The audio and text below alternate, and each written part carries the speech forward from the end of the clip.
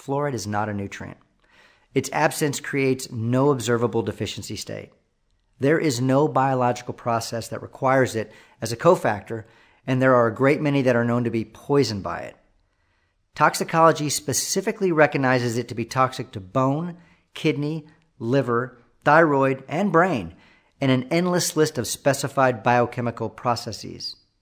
Not only that, but data from the U.S. Public Health Service going back decades acknowledges that there are subsets of the population who are unusually susceptible to the toxic effects of fluoride, including the elderly, people with less than adequate nutrition, and those with cardiovascular and kidney conditions. The need to update previously established fluoride guidelines is even more urgent now.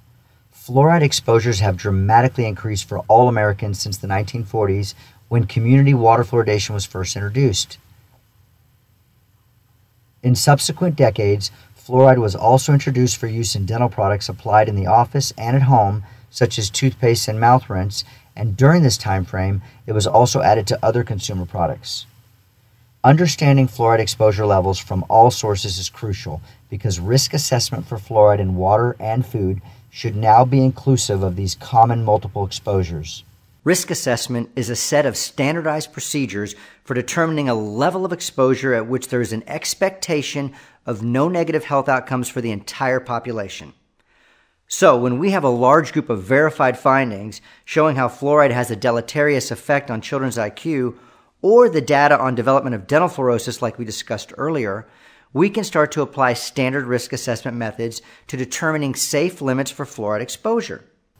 Thus, risk assessments must consider the total fluoride exposure from all sources. Educating medical and dental practitioners, students, consumers, and policymakers about sources of fluoride exposure and the associated potential health risks is essential to improving the dental and overall health of the public.